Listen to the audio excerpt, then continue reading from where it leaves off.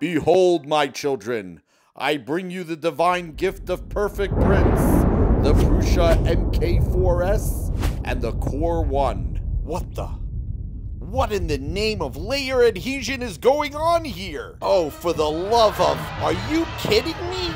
You're worshipping the false idols of hasty layers and wasted filament?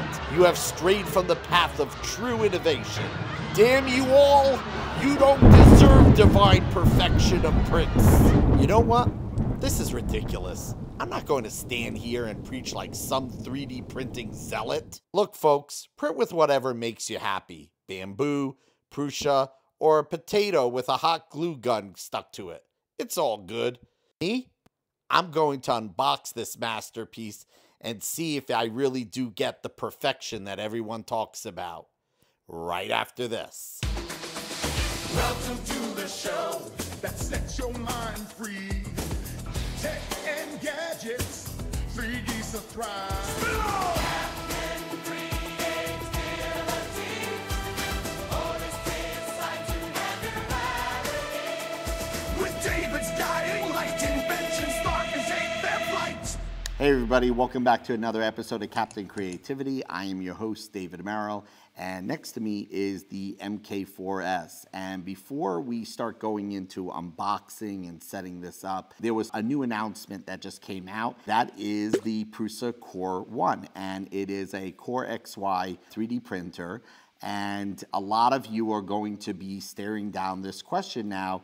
Do I get an MK4S or do I get a Core One? And I am going to definitely be making a comment on that at the conclusion of this video. But before we get there, I want to first go over the Core One and what we know to date. Prusa has given us a lot of details here, and what we're going to see is a 30% increase in print volume and a 50% decrease in the amount of space it's going to take up on your desk. So it's going to definitely be more form-fitting and definitely less of a space hog, which is always a plus. It's also going to give you a bigger build size. So for example, when we look at the build size of the MK4S, you have 250 by 210 by 220 millimeters.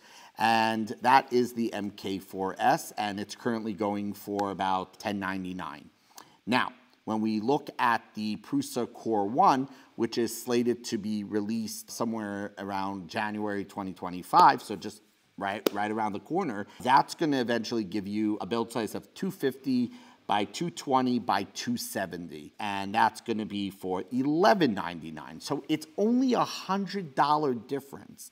Now, one thing that's always been amazing about Prusa is that they don't like to leave people in the dust. They know that it would really aggravate a lot of people who just got the MK4S just a few months ago to find out that there is something that is significantly better, but just for a $100 difference. And if they would have known that, would they have bought the MK4S? And we're gonna, again, dive into that deeper down the line. So let's talk about the Core One in terms of its extra features. So other than the build size, one of the key things is that obviously it's now a Core XY design, so it's not going to be a bed slinger anymore. The neck extruder is still the same. It still claims to handle 75-degree overhangs, which is insane. So a lot of those things are going to stay the same. A lot of core components will stay the same. I think what really is separating the Core One from the MK4S is the enclosure and the active heating chamber. I think the active heating chamber is so cool because, and it's not just like any other active heating chamber. It actually can detect whether or not you're doing PLA or TPU or whatever. And so typically on most printers that have an enclosure, you actually have to remove panels or open up a door so that it doesn't get too hot in there. And so one of the cool things about the Core One is they're saying, listen, don't worry about what you're printing in there. You know, when you send it to the machine, we're gonna know what you're printing because you're telling us what you're printing, right? You're printing in PLA, and we're going to actively monitor that chamber to make sure that the temperature is just right. So you don't have to go around and start removing all those kind of panels and doors and all that other stuff. You don't need to do that. I think that's really, really, really cool. So other than that, they also have a first layer calibration due to this load sensor. I do believe the MK4S also has a load sensor, but I guess they're doing something differently in the first layer calibration. That I'm not 100% on, but what we can say 100% is that the Core One is really tailored for those who want a larger build size and the ability to print in more abrasive materials, harder materials like ASA, ABS, etc. So you'll now be able to do that where you could not do that before with the MK4S. So there are a lot of real benefits out there. And if the price continues to hold at this level, yeah, a lot of you are going to be really pondering, you know, do I wait or do I just buy the MK4S? So continue watching. We're going to unbox this, and then at the conclusion, I'm going to talk to you about what you're going to do if you already have the MK4S, what's your route after that, as well as should you wait or should you just go ahead and buy one now. You know, I'm going to get there. Okay, so without further ado, let's go unbox this guy. Okay, let's get started. Oh, a nice little letter from Joseph Prusa. And some Haribo gummy bears to, I guess, keep us energized during the building process. We also get a memory stick, 3D printing handbook, which is great. And now let me show you the package. When you talk about like pre-assembled, this is pre-assembled. I mean, I don't think we have much to do here. So I am just going to pull out some of these cardboard sleeves. I'm going to take out this box, probably full of tools and different accessories. Ooh, comes with a nice roll of filament. And okay, let's put this on the floor and pick it up. Okay. Wow, look at that. That's pretty good. That is really cool. All right, so it's pretty much like all assembled. I mean, it's packed really well. Just take off a few little parts here and there. And when they talk about pre-assembled, this is really, I don't think there's going to be a single thing to do for setup. I mean, this is no joke. There's nothing else here. There's just this cord. So that's pretty cool. Oh, wow, look at that. They even go ahead and they print on there a test print. Let's see if I could get that off. Oh, look at that. So yeah, there's the test print, as you can see.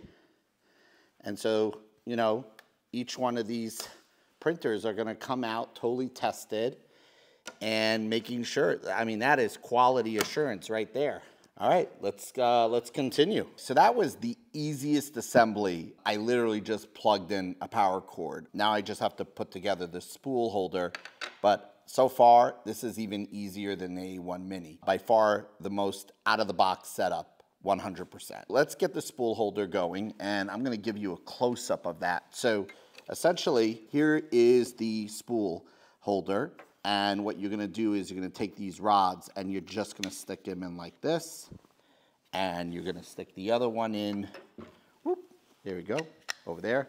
Clockwise. Okay, and then it's on like that. Now, you also have this piece over here. This piece, you're going to have these nylon inserts over here and over here. And you're going to put in these little bolts that they come with the bag. And a nut goes in over there. And you can tell which side the nuts are going to go in because they're actually carved out in the shape of what I believe is a hexagon. And you're going to just insert them in and then put in your bolts and you're good to go. The other thing I want to show you is the following. When you install it, right, you're going to want to go 1, 2, 3, 4, 5, and 6 steps up and put in the piece over there. See? Like that. That's how you're going to want it. That's exactly how it's illustrated in the assembly guide. You're going to put your bolt in, your nut in there, and then you're just going to take one of the long bolts like so, and you're just going to slide it in and then you're just going to screw it together. And it's going to just tighten up onto that top part of this frame. There we go. Okay. So that's now installed. And so now let me show you how you're going to put this on. You're going to kind of hook it up from the top first. And I'm just going to show you over here what I mean. Okay, you're going to hook it up from the top first, and then you're just going to snap it in, and you can just pull back on it, just like that. So that's it. Now you're all good to go. All right, so I am now going to install this beautiful Galaxy Purple. Nice. Beautiful color. In the past, everyone's always complained, don't use white, because you can't see any of the imperfections. So we're going to put that on just like this. We can put it on like that. What you're supposed to do is you're going to take it and put your filament right through that nylon tube so that there's no friction and it gets pulled down nice and easily. Okay, here we go. We turn on the machine, and we're going to set it up. So we're going to choose English. Oh, so you can press down. Oh, there's Joseph Prusa.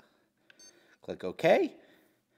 Yes, with the MK4S, the nozzle diameter is 0.40 millimeters. Okay, done. Now let's see what we do next. Okay, so at this point, do you want to connect to the Wi-Fi using the Prusa app on your phone? Oh yes, I would love to. So that is pretty cool. So all we're gonna do is scan this picture, and we're gonna download the app. To get the Prusa app, you just download it from Google Play or the App Store. So open the Prusa app on your mobile device. Go to the in-app menu and select Set Up Printer Wi-Fi. All right, so now we have to send the settings to the printer. And there is an NFC icon over here. So what we're going to do is we're going to take our phone. There we go. Okay, so you really got to make sure you get it nice and close to the computer. Okay, now connect it to the app. You can find the QR code on the printer in the settings, add printer to connect. Okay, so it's connecting to my Wi-Fi right now. Set up Prusa Connect, yes. So now it's registering the printer. And so as you can see here, it's registering the printer. And then what I'm gonna do is now choose the code here. And now I'm gonna put in the name. So I'm just gonna put in my name. Okay, location, okay, finish. And now my printer is in my display here, which is really, really cool. So now that that's done, wow, look at that. Okay, so I can pull it up, and now let's see if it could tell me what kind of firmware it has. So over here it says the registration is successful, so I'm gonna hit leave. Run self-test and calibration now. So that's what they're asking to do. Now the question is, do I want to do that first, or do I want to go ahead and upgrade the firmware first?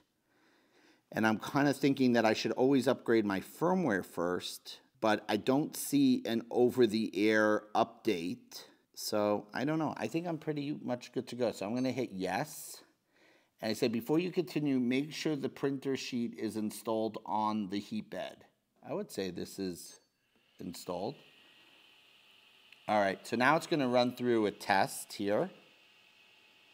And in the meantime, everything is, yeah, look at that. The app works great, shows you what's going on your printer, tells you what's happening, it's busy now, but it gives you everything you need to know, which is really neat. I like that. All right, so at this point, it's going through some testing, and we're just gonna let it go through that. Okay, so it's now asking us to do a load cell test. We will need your help with this test. You will be asked to tap the nozzle, but don't worry, it is going to be cold, all right? Sure. Tap the nozzle on the beep. Load cell test passed, okay. Okay, so now I guess it's gonna do a Z-axis calibration. And that's what's beautiful about this, is that today, you know, you used to have to use a piece of paper to do this, but this is something that you should expect now in every 3D printer, that you have an auto Z calibration. No one should be really doing things with a piece of paper. That just shows that you're not with the times, and you got to get with the times, and that is not something that a consumer should have to do anymore. Okay, the next thing we're going to see here is the gearbox calibration, and it's only necessary for user assembled or serviced gearboxes. In all other cases, you could skip this step. So guys, if you did get a pre-assembled unit, you really don't need to do this, and I am going to go ahead and skip it. So now we need to start without the filament in the extruder. Please make sure that there is no filament in the filament sensor. So yes, there is some filament in there, and when you do receive it, because it was already tested, you're going to want to make sure you unload the filament. So please do that. And then you're going to choose probably PLA. And so what we're going to do over here is we're going to unload that filament. And you can see over here that there is, in fact, filament sticking out right at the top. And my hope is that the process of unloading the filament will probably just, send it back, and we can just pull that right out. So at this point, we're waiting for the temperature to heat up. Okay, and there you go. All right, so it already unloaded some of it. Oh, but it's not done yet. There it goes. It's shooting up more. Beautiful. That's exactly what you want to see. That's what you want to do. Okay. Is filament in the filament sensor? No. Now there is no more filament in the filament sensor. So we're going to proceed now. And now it's going to say insert the filament into the extruder until the sensor detects the filament. Okay. So I guess now at this point we're going to take the new filament, and I am going to cut that on an angle. So just take a look over here. It's always they recommend that you should kind of cut it on an angle, and that's exactly what we're going to do here. So we're going to go ahead and cut it right at an angle. Okay. And now we're going to go ahead and insert that into the extruder. Okay, so right away you could see that a check popped up. It recognized something was in there. Filament inserted. Press continue. Okay, calibrating, do not remove. Remove filament to finish. Okay, let's do that. Filament sensor has been calibrated. Okay, now Mr. Prusa is saying that we can begin. Happy printing. That's awesome. That's it? How's that possible? The one thing I didn't see, though, is like the bed leveling. I don't remember seeing it doing any of that stuff. All right, so let's see. It did the fan test, the XY axis test, the Z alignment calibration, load cell test, Z axis test, heater test, gear calibration, filament sensor calibration. So interestingly enough, I don't see anything about input shaping on here. Maybe that's just something that they know how to do on their own. I don't know. Okay, in any case, let's go ahead and load up the filament. And we're going to load the filament. We're going to say it's PLA. Make sure the filament is inserted through the sensor. Okay, so yes, now we have to go ahead and insert it into the sensor. Okay, and you hit continue. And it just starts pulling it on its own. Okay, now it's going to start purging some of the excess. Okay, I do see that. Yep, right over there. Let's clean that. Okay, is color correct? Yes, it is. Okay, so we are now ready to begin. So let's go ahead and get a Benchy in there. Now, I don't see any Benchy file, but I think it does exist on the thumb drive. So we are going to do that. Now, one thing I am looking for is to seeing how do I bring this up to the latest firmware. All right, let's see firmware update. Okay, so download a copy of the firmware. Oh, so that's interesting. So unfortunately, it doesn't look like you can do an over-the-air update on the firmware. That's definitely one bummer that I would say. So there's no over-the-air transfer, not in the practical way that you would notice from the printer itself, but there are ways to do it through the internet. First, let's focus on the manual way to do it. You're going to go to Prusa's website, you go download drivers and firmware, and you're going to end up seeing it right over there. You download the file, and then you just put it right onto your hard drive like so. Now, another thing you could do, and I just noticed this inside Prusa Connect, is that you do have the ability to also upload your file over here. So for example, let's say I did not want to put it on the thumb drive right away. I decided I want to go ahead and upload it and drag it to the printer itself. However, I found that you do have to put the thumb drive into the printer if you want this to work, because there's not enough storage space to take that file. So what you're going to definitely end up doing is you're going to take your thumb drive and you are going to go ahead and insert the memory stick right onto the side. Now, once you do that, you're going to go ahead and you could go back to the screen right over here. And at this point, you can absolutely take that file that we just had. Oops. Take that file that we just had over here. There we go. And we could drag it right in. And so when you do that, it does say, hey, do you want to flash the firmware? And I say, yeah, sure, why not? That sounds like a great idea. Okay, so you click on it, and now you're going to see waiting for upload to the printer. So now it's going to start transferring the file to the printer, and you're going to see it's processed. So again, you can't do this if you don't have your thumb drive in the MK4S, so make sure that it is in there. Otherwise, it's not going to be able to do that. And then once it's done, it should now allow you to flash the firmware. So let's go see if that actually ends up happening. And yes, sure enough, we could see the printer has received it, and now it's going to flash the firmware automatically. So that's kind of like the closest thing you're going to have to over-the-air firmware updates. Okay, so I can now see that the firmware is in fact updated to version 6.1.3. All right, so like I said, this is a pretty cool way for you to check in on your printer. If you have a camera connected, you could check in on that. You could look at your print queue, your printer files. This is a great way to manage all of that.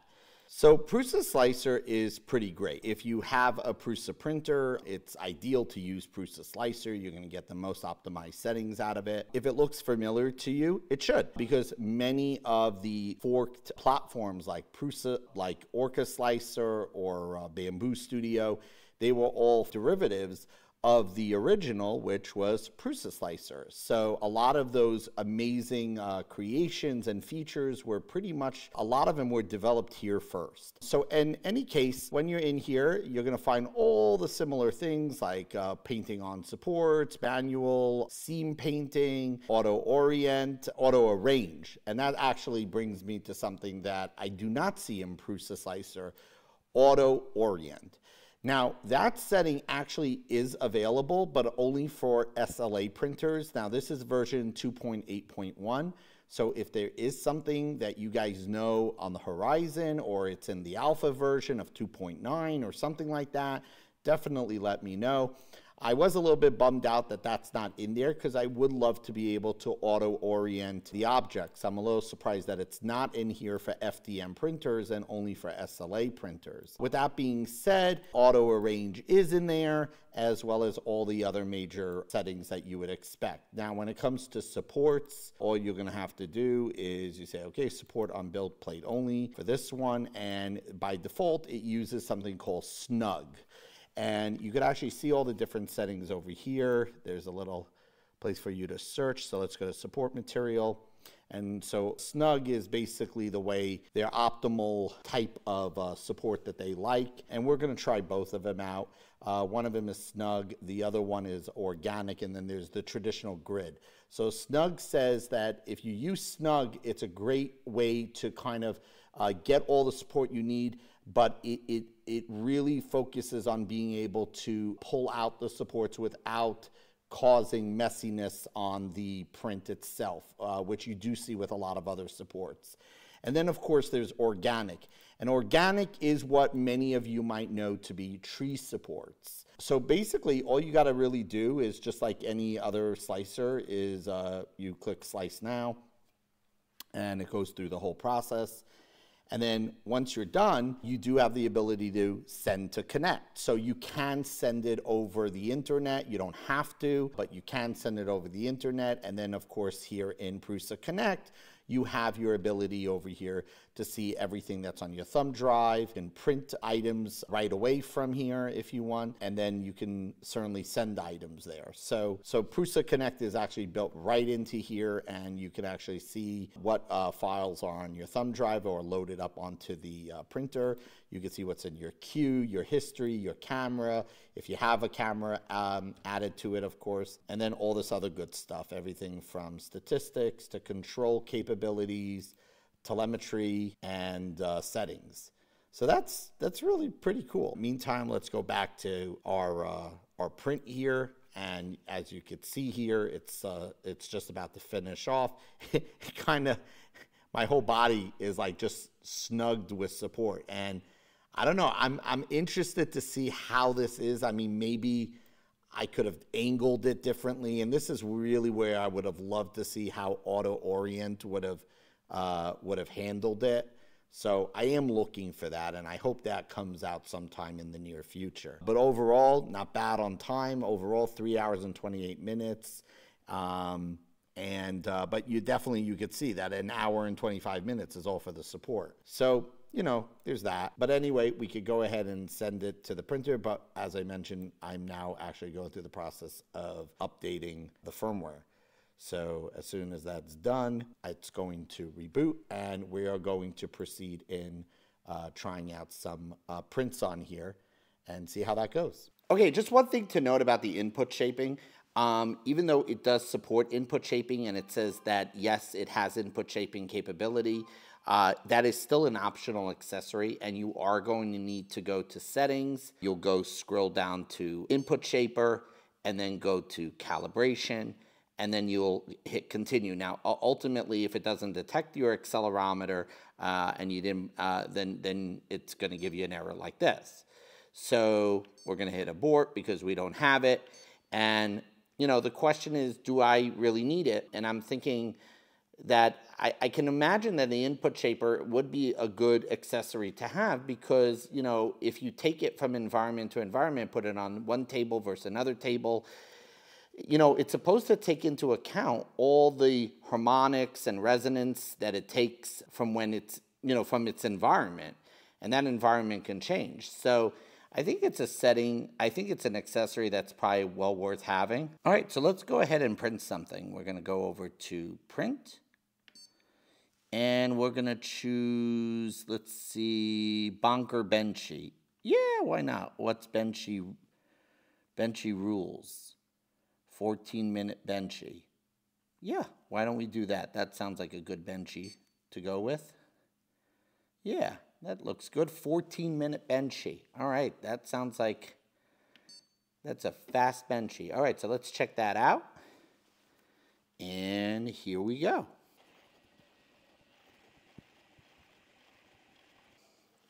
Okay, there we go. Moment of truth. Okay, so let's take a look at this Benchy that I just printed. This is fantastic. It really is like a perfect Benchy. I see no imperfections here at all. I mean, that coloring is from the type of filament I'm using. It's like a purple, a galaxy purple, but that's just the color of the filament. Everything looks really, really good here. Yeah, the text on the back looks really good. The overhangs over here are perfect. Literally, I think there's like one thread of stringing in there, and that is that. I mean, that looks fantastic. That is beautiful.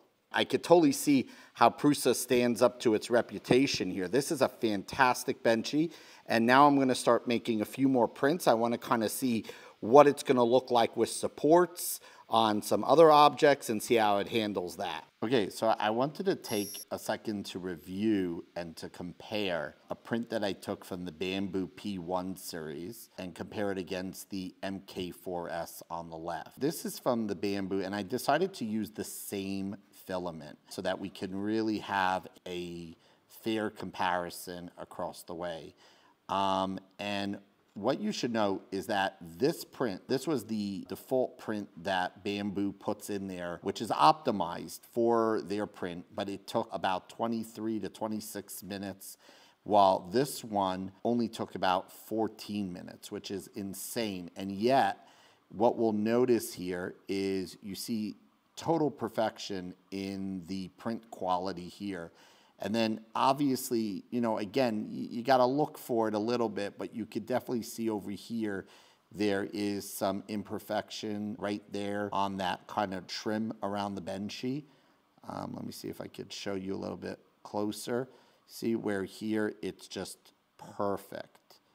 Absolutely perfect. As far as everything else goes, I mean, for the most part, you know, they look very, very similar. But again, you could definitely see that there is some jaggedness on the Bamboo one that you do not see on the Prusa. Guys, check this out. Whoa.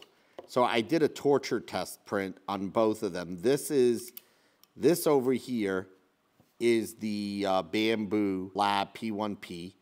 Both of them are using a 0.2 millimeter height, and you could just see that when it got up that shaft there and it was printing that circle, it just, I don't know, it just looks pretty messy.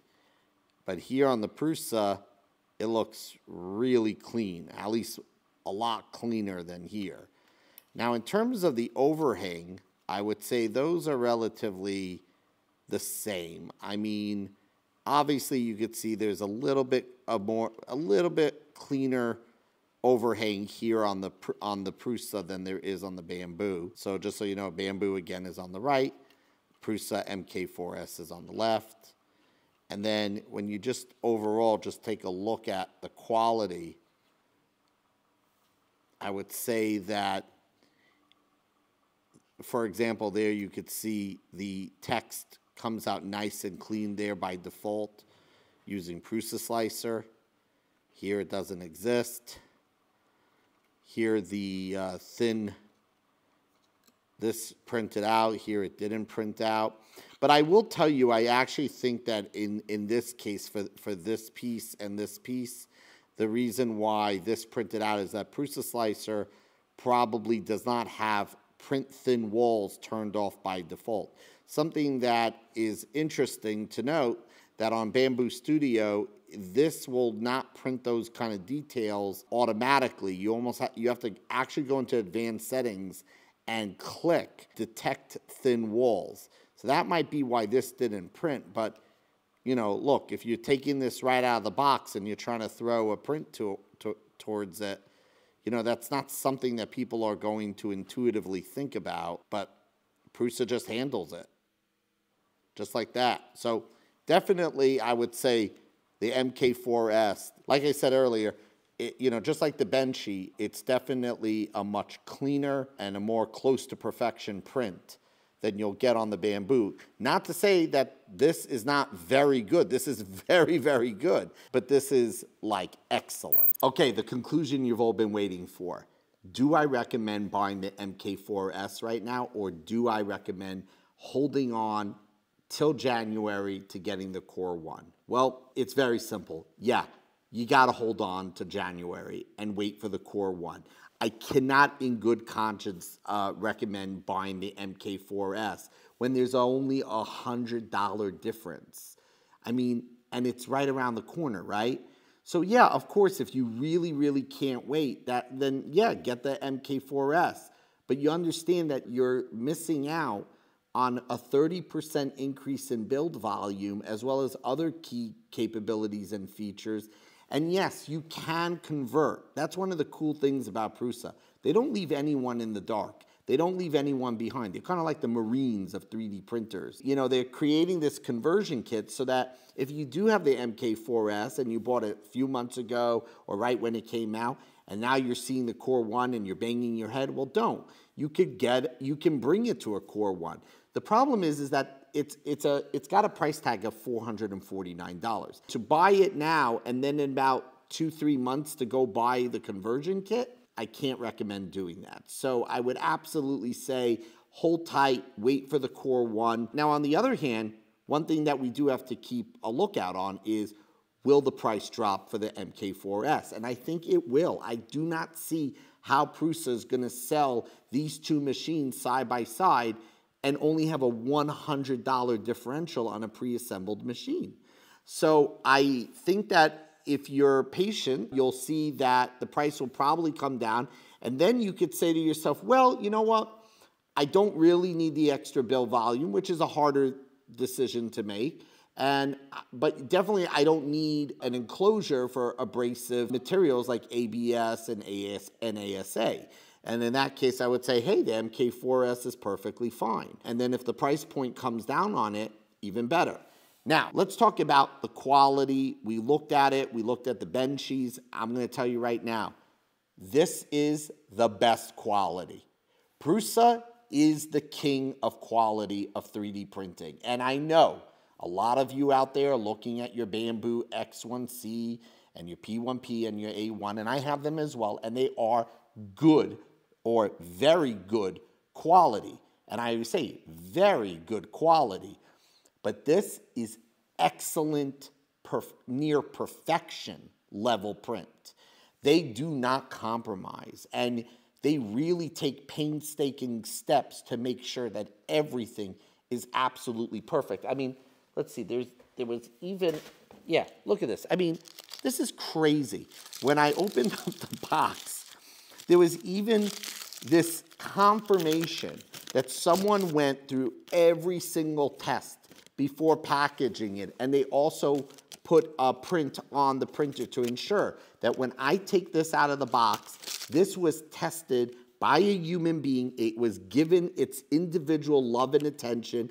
You know, I don't know if if Joseph Prusa really kisses every single printer. If he does, great. But somebody really did give individual attention to each and every one of these printers. And so you're paying for that attention. You're also paying for their supreme customer service and quality and their attention to detail. There are definitely things that I didn't like about the Prusa MK4S. So some of the cons that I didn't like was I was really under the impression that input shaping was included. And so when I saw under the chart, it said input shaping, yes. Input shaping is capable on here, but it's not built in. The accelerometer is an optional accessory. So that was a little bit of a bum out because now they say you don't need it because it comes already pre-calibrated. But what I don't understand is if the input shaping is supposed to take in the different harmonics or resonance of your environment and your table and compensate for that, how can I say that I don't need input shaping? So that is something that I would be a little bit more interested to know. And from what I could tell, I'm not even sure about this, but definitely tell me if I'm wrong, but I don't even think the Core One has input shaping capability.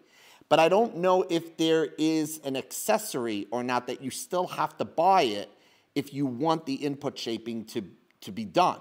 So that's something that you have to consider as well. In terms of who is this meant for?